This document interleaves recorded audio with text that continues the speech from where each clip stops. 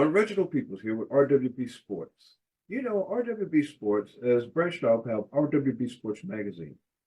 And within that magazine, we're going around doing articles on entities that it takes to make a boxing match happen. I know a lot of folks, including myself, say that boxing is the loneliest sport there is. Because when you walk down that aisle and you climb those steps and you step through those ropes, it is mano a mano. It is you against them. It's red against blue. But in reality, there's a whole lot of things that has to come together in order to put on a professional fight for us, the viewers. And that's what RWB Sports is here to showcase each and every entity that it takes to come together to put on a show for you, for me, for us, the viewers that love the sport of boxing. So today I get to sit down with official Eric Dali, who is on the professional level and has gone from the amateurs all the way to title fights in the pros. We're going to talk about the difference of going from an amateur fight with 600 or 700 people to going to the national level to professional fighting, championship fighting, where there's 19,000 people. Going to talk about the difference in the adrenaline level that it takes and talk about everything that official has to do to get ready to prepare for each individual fight. What they do in the locker room, how they explain the rules, what's the difference between female fighters and male fighters. We're going to talk about what it takes in order to be an official. If you want to be an official, we're going to talk about that. So I hope you enjoy this 28-minute segment, which is probably going to be about 30 minutes, because once we get together and start talking boxing, it's just hard to stop. But we try to contain ourselves. We try to do it, even if we have to come back and do a sequel or part two. So sit back and enjoy the interview with official Eric Dali.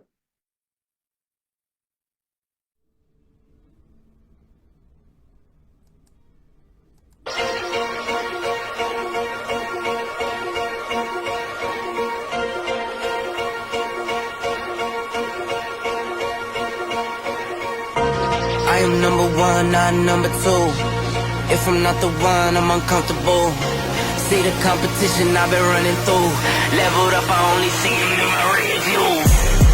Switch. Yeah, I'm ballin'. Yeah, I'm ballin'. Been ballin'. Sports. First of all, thank you for taking time out of your day to sit down and talk with us about boxing. A lot of people don't understand, and a lot of people say that, you know, and I, including myself, that boxing is the loneliest sport in the world. But RWB Sports is here to try to put together a little help to those fans who don't get to see behind the scenes and all the entities that come together to put on a great show for their viewing and to get up close and personal with all the parts of the sport that make it a great sport. So today I am sitting here with Eric, pronounced it like Dali? Dali, yes. Okay, I wanted to make sure I pronounced it right. And he is part of the sport that is crucial for the health and the well-being of both combatant parties that's in the red or the blue corner if we're talking boxing, or the octagon if we're talking MMA. So, Eric, first of all, I'm going to turn the floor over to you and let the people know who you are, what you do, and then we'll get into the interview. Okay, well, my name is Eric Dali, professional boxing referee since 2014. And I've only done 2 world title fights, a boatload of those intercontinental fights. But, you know, to me, every fight is a world title fight in my eyes, because it might mean that to the fighters. You know, it might be their first fight, it might be their last fight, whatever it may be. So that's pretty much basically it for me, you know, as my part. And the biggest part is accepting the assignment. Once you accept the assignment, you have to do your research on these fighters, you know, and you to find out their bad habits they learn in their gyms while they're sparring, especially unsupervised sparring, where there's not a referee. So, it makes my job, one of my tasks, very hard is you get two kids making their pro debuts and you only have 4 rounds to figure out their bad habits. So the first 2 rounds is a feel out round for me, and then I'll start nitpicking on them, if you know what I mean, Reggie. Oh yeah, yeah. I definitely know what you mean. Being a alumni of that square circle, uh, in being a referee, I know that you all are pretty much the fifth, sixth, or seventh judge around the ring because you all are in there firsthand, up close and personal. Now, you say that you've only done two championship fights. You know, Right. it, coming from someone that has been around boxing, two championship fights is It's a lot. yes, it's a lot. You know, it's a lot. But you said like it's nothing. You have only done two championship fights. Well, compared to my fellow colleagues that have 50, maybe 175, but I'm new to the sport. You know what I mean? I'm young. I'm 56, but in experience years, I'm young. Right, So they're not really going to look to me to do a world title fight right away. right. I think what put me on the map was when I did the Alicia Baumgartner fight, February 4th, 2023. Okay. That's when my face got noticed because it was an undisputed world title fight. That means all the belts were on the line. And Yes. that usually goes to your most experienced referee, and the New York Athletic Commission gave it to me. Wow. And I was humbled by that, and I did a good job, thankfully. Yes, you did. Yes, you did. Let's talk about how you got started Oh, and what yeah. drove you to become a referee. Okay, well, I've always been a fan of boxing. And it's funny that you asked that because my wife's mother was dating a cop from New York City, and he asked me if I ever boxed, and I said, no, I've never boxed before a day in my life. And he goes, you'd make a great referee for the heavyweights. And I just looked at him like, how do you figure this out? How do you get this impression? And so he put the bug in my ear. And then while I was at work, my wife would like do her research for me because I'm working. I can't mess around on a computer. And she would call the athletic commissions and they gave her numbers to give to me to call. And so I wound up getting Don Givens' number. I don't know if you know who Don Givens is. May he rest in peace. He passed away a while ago. Yeah. And he introduced me to Ricky Vera, who was the chief of officials at the time in New Jersey. And I started out in the amateurs in 2008. Okay. So this is all, everything that I've done is because of my wife. My wife's hard work, and her support, Right. you know, get me the right numbers and everything to call. And the Right. rest is history from there. That reminds me of a guy that I know you know well. You see him on the Philadelphia circuit a lot. Ring announcer Henry Discombobulating Jones. Oh, Uh, I love that yeah, guy.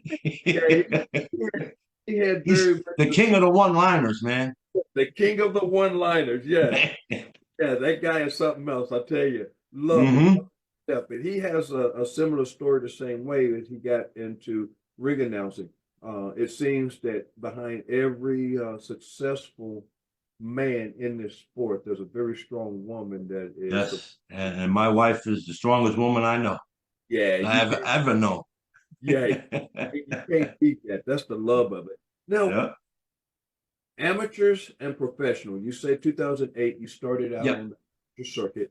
Yep. Of course, we know that in the amateurs, they have, depending on the level of competition, you can go 2 minute rounds, 3 minute rounds when you get into Yes. that.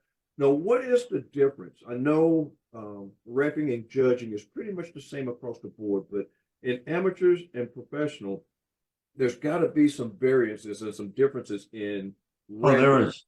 too. Can you explain that? Well, when I was in the amateurs in 2008 to 2013, actually 2014, it was all Olympic style refereeing, very robotic. You weren't allowed to talk to the fighters, you couldn't touch them, and I disobeyed all those rules. Okay, because my style was more of a pro style. Right. You know, in the first 3 years, I was that robotic referee. Stop, break, box. All the signals and signs and gestures. Right. And then when I went to my one of my national tournaments in 2013, it was one of my last national tournament I went to in 2013 before I turned pro. It was without headgear for the elite open division fighters for the Okay. males. Okay, and I remember I called my mentor Benji Estevez and I said, Benji, these guys are crazy. USA Boxing is crazy. They're going to implement using no headgears. They're going to allow using no headgears. He goes, Eric, he goes, I guarantee you in the first 30 seconds, you're going to have cuts. And he wasn't lying because my first bout, the first 15 seconds, both fighters got cut. But I Right. knew that was the style that I wanted to be in, without the headgear, because I was allowed to talk to them. They wanted us to treat them like pro fighters. See, you Right. got to remember the difference between an amateur and a pro fighter. Amateurs box for trophies. Pros box for money. So it's easier for me to stop a fight in the amateurs than it is for a pro fight because I have to think about the financial part of it too, and Right. all the training that these guys went through. You know what I mean? Listen, if I stop a fight too soon, I can damage the entire event. But if I stop it too late, either a fighter could die or get seriously hurt. So that's a heavy hand to it. This occupation, even in the amateurs, is a life and death hobby, not occupation. It's a hobby, life and death hobby. So it weighs a burden on you, you know. Right. And that was one of the things that and you touched on it because a lot of people when they look at the sport on TV, they was like, oh man, those guys got it made. I want to be a referee. I want to be a referee. Those guys got it made. They're But all welcome. yeah, oh, come on, come on. Just But walk, just walk in my shoes for one 4-round fight in Philadelphia, and let me know if you really want to be a referee. right, right. Because they Okay. Or and even in Harrisburg. Even Harrisburg, we have some rumbles, oh you yeah, know, some rough and rugged, ugly fights. yeah. Yeah, And you got some coming up. Actually, we want I to talk do. about some coming up. Now, Philadelphia Team Smoke has Team Combat League. They fight on Yes. 28th at the 2300 arena. Are you Yep. going to be a part of that? Are you going to? Unfortunately, I can't make those because, like I told you before, I work nights. So I work Sunday night through Thursday night. So those shows are on Thursday nights. Right. Okay. And I can't take off of work for that. Right. But we will So see you April 5th at the Ring yes. Casino Yep. on King's Promotion Yes. with the Ring Wars Yep. team. Oh yeah.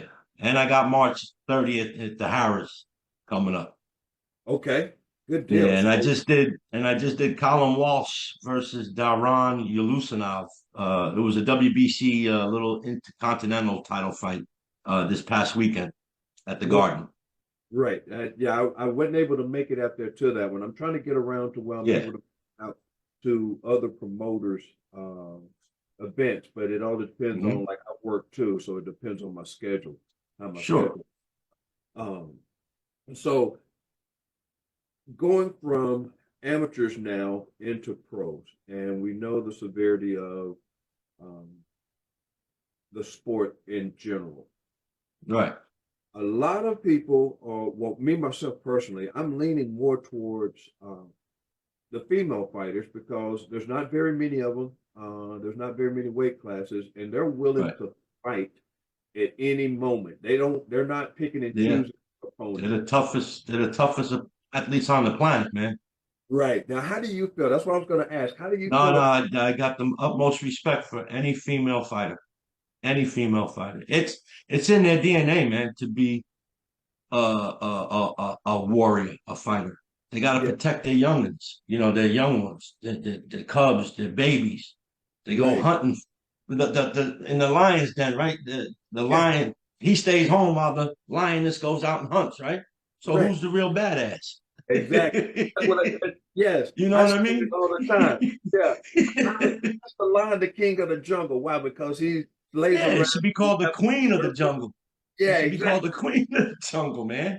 Yes, I agree with you hundred So percent. I don't have a problem. There's a lot of male officials that have problems with refereeing females because God forbid you uh inappropriately touch them the wrong way.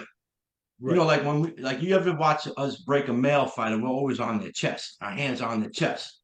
Yes. So when I have them in the dressing room, I tell them, listen, you're gonna feel my bare hand on the small of your back. I'm gonna tap you real quick twice on your back, and then that means you need to take 2 steps back. So when I bring my hands in, I'm gonna use the rigid side of my hand on your belt line if I have to move you back. This way, my hand won't go up or down. It's gonna stay right on your belt line, and Okay. it works out for me all the time. Both female fighters will just step back automatically without me Right. even having to touch. But you got to address that in the dressing room. You know what I mean? That the most important part of refereeing is gaining the respect of the fighters in the dressing room instructions while you're giving them the instructions. Okay. You know what I mean? And Right. that's where you gain the respect. That's where you'll see the obedient boxers. I don't like using that word obedient, but they'll respect you in the ring. They'll Right. obey your commands at all times. They won't be defiant. They won't resort to unsportsmanlike conduct. It makes the fight smoother for you and for the both fighters. You know what I mean? Because now they both know they got somebody they can respect in the ring that's giving them orders. Right. And one thing in watching, the difference in the male and female fighters, and when you guys as referees step in to break, you step in to break two male fighters up, you break them up, and one that's actually on the receiving end of most of the punches, they'll try to run around behind you and hide to give them Yes, extra yeah. You gotta be mindful of that. yes, They're crafty, right? They're yes, they're sneaky. very crafty. But when you break up two female fighters, they go straight back, and as soon as you Yep. move, right As back soon as at you it. move, they're like the little rascals again, Yeah, right in the center of the ring. yeah, Or you get like two little 9, 10-year-olds fighting in the JOs. It's yes. right in the middle of the ring. That's how it is. No, hardly ever move. Hardly ever Yep. move. Yeah. Wow. Because the females know they only have 2 minutes. Right. You know, they're trying to get them to do 3-minute rounds, which they should not be allowed to. You know what I mean? And I They don't should be understand. allowed to fight 3-minute rounds. I don't have a problem with that. Yes. Because you'll see some of these fights that are only 2 minutes, and they're just getting warmed up after a minute and 50 seconds. Yes. And then all of a sudden you hit a 10-second now, pop, pop, pop. And it's like, okay, what do I gotta do now? you know? And two, what differs that from, a female going from amateur to pro and a male going from amateur to pro? The difference that, I see is that a male going from amateur to pro, he goes from, you know, 2 minutes, 3 minutes, depending on the level of Right, competition, right, to constantly 3 minutes in the pros, where a female right. goes from 2 minutes to 2 minutes. So there's Yeah, no there's really no change for them. right. There's really no change for them. So Right. what do you think about that? I mean, we were just talking about it. So you feel as though, the female fighter should go 3 minutes? Absolutely. Absolutely. I don't see any different. If you want total equality in everything, you might as well just make it all equal. You know what I Right. mean? I mean, I Right. understand that they have different body parts than us, but listen, they're warriors just like the men. So I mean, And let they have them fight the 3 minutes.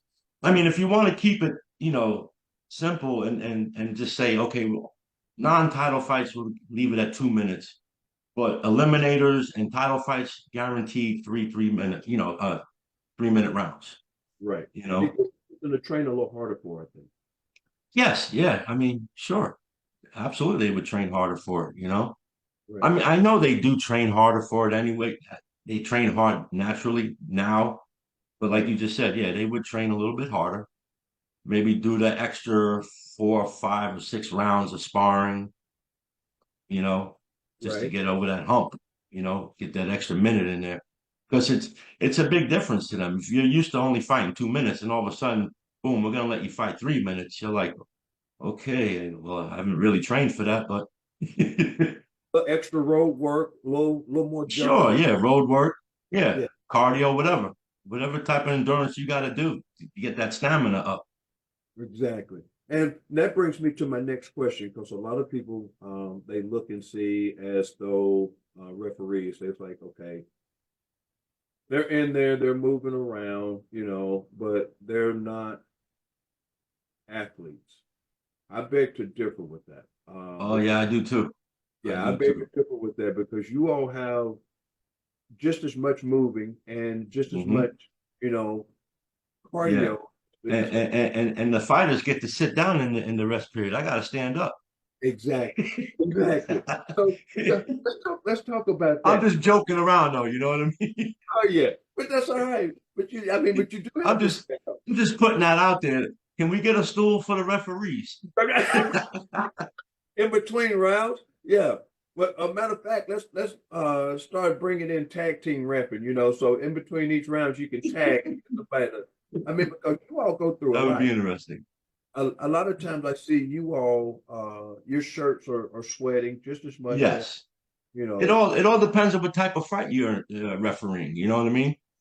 If right, you're refereeing, a rough and rugged fight, excuse me, you're gonna break out in a sweat. right, You know, because your endorphins are going, your adrenaline's going. And you got to stay calm at all times. You know what I mean? But it's especially if you're on television, the lights are really hot. And it just it it stinks, man. It really does. It hurts a little bit. It's painful. Some like I only did one fight. I did the main event Friday night. All right. And usually I'll do a warm-up fight, I didn't right, get that. So I had my first fight was at 10:30 at night. And it went 9 rounds. I stopped it in the ninth round because the kid was just taking too much punishment and it was a compassionate stoppage. But as I'm driving home, I'm like, man, I'm sore. I felt like I just refereed like 6 fights, you know? And then I right, realized I looked back at the tape and I'm like, okay, well, they didn't really respond to my commands where I was saying punch it, work your hands free, let go of the arm.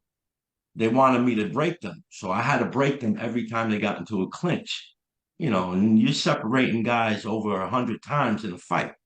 Your arms start getting sore, your legs start getting sore because now you got to use your body weight. So yeah, it's we do right. train, we train. Some of us don't train, but I train. I go to the gym every day after work. I try to go every day. If I don't go every day, I'm going at least 3 to 4 times a Okay, week. And I okay, just do my little 1 hour workout and I make sure I get on that treadmill for at least 15 minutes and I walk on an incline at like 4 miles an hour, like a steep incline, almost like an 8, right, you know, just to right. keep the weight off and, you know, so it doesn't look like I'm huffing and puffing in there. Oh, you make it look so easy. I wish I had footage of you doing what you do. I would add it to this interview just so people can see, you Right, know, right. I appreciate it. just what you go through, through Yeah. issue that they have out there. I could probably find some somewhere and see if I could send you something if you'd like, you know what I okay, mean? yeah, if you would, I I'll would like to. definitely send you something. Yeah, so I can edit that in and get Yeah, so we do have to work out. We do work out. yeah, And you yeah, got to watch what you eat. You know what I mean? right. Nobody wants to see a referee, and I love saying this with prodigious girth. you know, Understood. Yes. because when I started, listen, Reginald, when I started in the amateurs, I was 290 pounds. Okay, so I was flabby and fat. And somebody said to me, "Hey man, you might want to start losing some weight once you start going to these national tournaments." And I was like, yeah, yeah, yeah, yeah. And it clicked in me in my head. Now Right. I carry my carrying weight now is 250 pounds. Okay. So I try not to go over 250. If I go over 250, it's like, oh man, I don't feel right. But we do have to, you have to watch how you look. You want to look professional at all times, you know? And see, those are some of the things that I like about this show is that you get to find out things about each entity that goes into the sport Yeah. and all it entails. And that's just amazing. I mean, because you Hmm. would think that, you all, well, let me put it this way. Most people wouldn't think that you all would have a regiment of such just to stay in shape for a fight, Right. but you do. You're athletes. You're athletes just like the Yeah, we athletes. are. Some of us played, I played football, basketball, and lacrosse. So, Right. I've always been working out since I was a kid, so it's just in me, And we're it's the the way same. it is. We're right there. We're right there together. We're the same age. I'm 56 as well. So I know as you get older, it gets a lot harder. It's Um, very hard, man. yeah, very I hard. get off work at 4:30 in the morning and I'm like, and the gym is right upstairs at U Line. And I'm like, can I go in my car and go home or should I just go work out for 45 minutes? Yeah, I'll go work out. There you go. You know, Yeah, so it's hard to stay consistent with it and stick to a regimen. right. But knowing what you have in store, then on the other hand, it makes it pretty easy. You Yeah, know. it does. It Yeah. does. Yeah. You know, it, listen, the boxers do their part, right? To be physically fit for their fights. As Right. an official, I owe it to them to be physically fit and mentally prepared for my assignment. Now let's go into the intensity level. Let's get into the excitement, into the nitty gritty part of it. Okay. In there, and you have an amateur fight when you started in 2008. Then you go up to the nationals, the Golden Gloves. Then you go up to your first pro fight. Then you go to your championship upper echelon matches. Hmm. Explain to the people the build up to that and the excitement level and the adrenaline level that comes along with that in getting to that point because every official their goal is to be a A world title yeah referee, world fighter, championship referee. a world championship referee. What's that excitement like walking into Well, the arena? it can be nerve-wracking at times. You know what I mean? Because the crowd is very loud, and then the size of the crowd just throws you off. You know what I mean? Right. You're at the 2,300 arena and it only has like 1,500 people. And now you're at the Garden and there's anywhere from 5,000 to 19,000 people. You know, when I did the Chris Algieri Tommy Coyle fight, which was a WBA title fight, it was on the undercard of the Ruiz Joshua fight. And when I did that fight, there was 19,000 fans in the Garden. I've never been in front of 19,000 fans. So the anxiety, my heart was pumping, Right. but I calmed myself down. I knew I had to calm myself down. It's very, very nerve wracking. But once you get in there and you're moving around, you block all that out, man. And all you see is just the two fighters. And that's all you really hear, you Right. know? Right. And sometimes I use the crowds, the roar of the crowd to my advantage. Especially if I'm not seeing something like Right. certain amount of punches being landed, and you hear the crowd go, "Whoa, oh!" Like, "Hey, man, what am I missing here?" Right. Let me move in a little bit closer and see that. Oh, that's what they're talking about. That's what they're hooting and hollering about. Okay, yeah, this is a good fight. Let's go. Right. So it's a humbling moment when you do a world title fight. It's very humbling because it's just the crowd that gets you, man. You know Right. what I mean? And they'll let you know if you messed up. They'll let you know if you messed up. Yeah. You'll hear that boo, And that was, and yeah. that plays that can really, really mess up a mind of a referee Right. because once he hears that boo, he's like, man, they don't like me. I'm screwing up, Right. and you gotta put that aside, man. You gotta just stick to your guns and just do what you do best, man. Do what you do what you did to get here and continue to do it, you know? Okay. All right. Continue to do your job. That was one of the next Yeah. questions I asked is how do you handle, even though in your heart and your mind you felt though you made the right call, but the crowd, the audience, the corner feels as Yeah. though you may have stopped the fight too soon or you didn't give their fighter a chance. And That's a they're good question. It's how a do very you good question. yeah, How do I handle that? I just think to myself, if there's any doubt in my mind to stop a fight, I will always call the doctor. I will immediately call time and have the doctor. Let's put that on the doctor's shoulders now. You know what I okay, mean? But if okay, I stop the fight because I felt that a fighter was just taking too much punishment and the crowd doesn't like it, I really doesn't faze me. It might bother me for a brief moment, you know what I right, mean? But then I start talking to myself, I'm like, yo, man, whose head is laying on that pillow tonight? You know, I want to be able to sleep peacefully. I want to be able to know that that person, that fighter, gets to spend another day with his family, his friends, his children, you know, or whatever, and lives right, to see another day. So right. I really don't pay too much mind to the negativity of the ref, you know, of the cornermen hollering at me, you know, Right. unless the commission said, "Hey, man, you screwed up and you stopped that fight too soon," then you know we'll talk about it and we'll correct it and make sure it doesn't happen again. Right. You know, But then that, yeah, so you feel and you take the fighters, you know, yeah, the safety is my primary concern at correct. all times, and I even tell that to the fighters in the dressing room. I tell the coaches during the instructions, listen, man, I have no interest in this fight except safety of the fighters.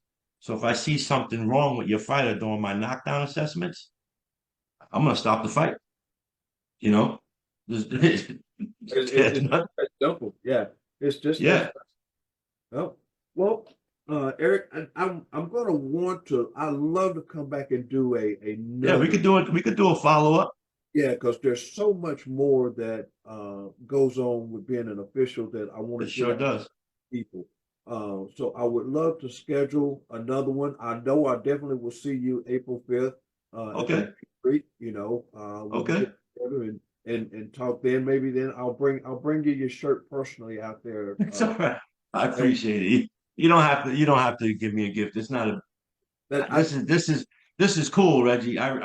You know, it's my right. first interview, and I really appreciate. Listen. I hate talking publicly. You know what I mean? Like it took me a long time to get over that hump to do the dressing room instructions. But but once I get going, I'll keep going. And that's it. And I love it. I'm the same way. But that's part of the sports thing is that because you all take the time to do these, it's the Yeah, least we can do and give back and give you a little token to say thank you sure. for doing this. But there's so much more in officiating that goes on in the sport of boxing. I would love Hmm. to come back and do a follow-up interview. Yeah, I would look forward to that. And maybe one day we can get together and sit down and break bread together, you know. That'd be great. I would love that, Reggie. I would love that. Do you have anything you want to say to your viewers who's going to watch this, to your fellow compadres that are out there day in and day out officiating? You know, take the floor and take us out. Oh well, I just like to, like I said, I just like to thank my wife and my family because they're my biggest supporters, and then my mentors, Benji Estevez, Harvey Dock, and Jack Reese, and of course all the commissions I work for, New York, New Jersey, especially Pennsylvania. If I didn't have Pennsylvania, I'd only have like 100 fights. I have 511 fights.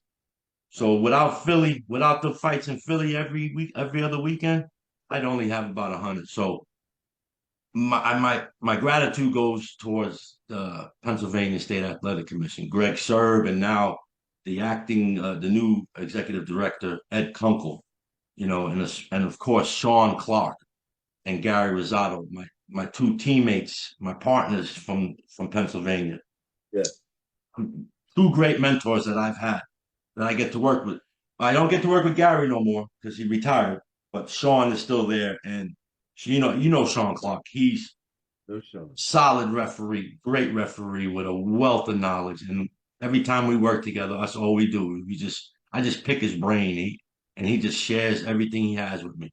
So I'm very grateful to him too. On the follow up, I'm going to try to get both of you on here at the same time. But that would be great. Maybe we could do it after the show, Yes, in Bethlehem. yes, You know what I mean? So yeah, I'll reach out to him and see what he says. You know what I mean? Because see, Bethlehem for me is only a 20-minute ride. right. From Jersey, where Yeah, he it's an lives. hour. It's an hour and something for him. So he might not want to stick around. Right. Well, I mean, maybe we can do it on Zoom. We can do it Yeah, like we. yeah, that'd be great. And listen, Sean's got some great stories, man. And, he's part of the executioners. That little documentary that they did about the executioners gym, whatever. So Right. he's part of that. And Sean was a great boxer as an amateur. Sean Wow. was a real good amateur fighter.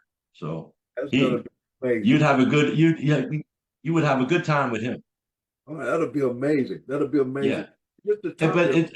to go back to what you asked me though, if you want to try to be a referee, you got to reach out to your local boxing community, your LBC and the amateurs, whether it be Mid Atlantic, New Jersey Association of Boxing or New York Metro. You got to start out in the amateurs first before you can walk any type, work as a referee on the pro level.